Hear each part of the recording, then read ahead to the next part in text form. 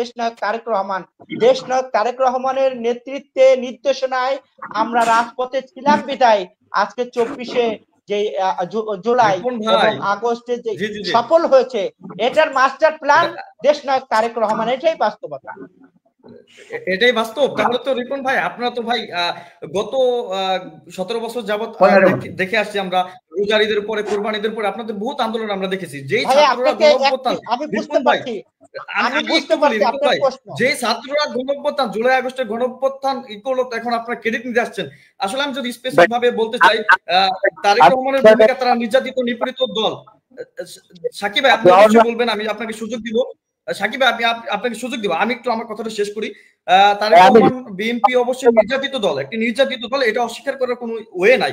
But এই 17 বছর যাবত যে দল আন্দোলন করে সরকারের পতন ঘটাতে পারলো না, যেই ছাত্র জনতা গণঅভ্যুত্থান ঘটিয়ে একটি স্বাধীন সার্বভৌমত্ব গণঅভ্যুত্থান পরবর্তী একটি দেশ উপহার দিল, এখন আপনার মাস্টারমাইন্ড। অবশ্য সেদিন জুলাই আগস্টে আপনাদের দলের মহাসচিব মির্জা ফখরুল ইসলাম আলমগীর স্পষ্ট বলেছেন, সেটা প্রমাণ আছে আমার কাছে, যে এই আন্দোলনের সাথে বিএনপি কোনোভাবে জড়িত না, এটা ছাত্রদের আন্দোলন, এটা এখানে বিএনপি জড়িত না।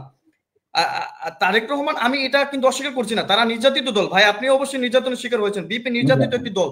কিন্তু এই আপনারা যেভাবে মানে তারেক রহমানকে হাইড করছেন, এটা তারেক রহমানের ক্রেডিট না, বরং ওটা আমি মনে করি যে ওনাকে একটা হেয় প্রতিপন্ন করা হচ্ছে।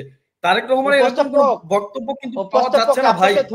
উপস্থাপক, আপনাকে ধন্যবাদ জানাচ্ছি। আপনি একটু ইতিহাসের গোড়ায় যেতে হবে, যেহেতু থাকিবার সময় নাই। আমি ইতিহাসের অল্প একটু কথা বলে শেষ করব।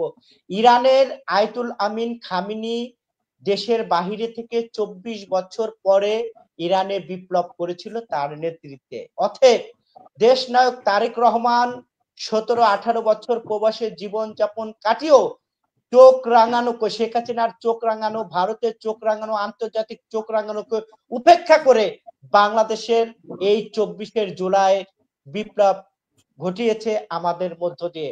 এখন 20 দিনে যারা আন্দোলন করে বলার চেষ্টা করছেন এই আন্দোলনের ফসল আপনাদের, এটা বাংলাদেশের মানুষ মনে করে না।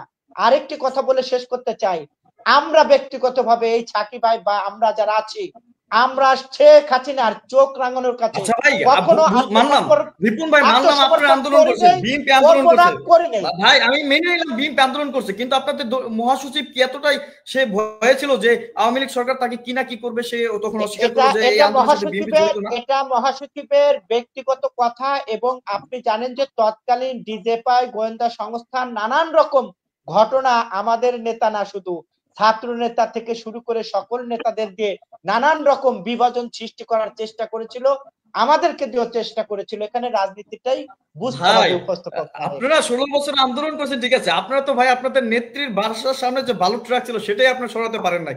আপনারা কিভাবে জুলাই আগস্টের মাস্টারমাইন্ড, আমি তো ভাই আমি বুঝতেছি না ভাই। আসলে আপনি কিভাবে বললেন আমি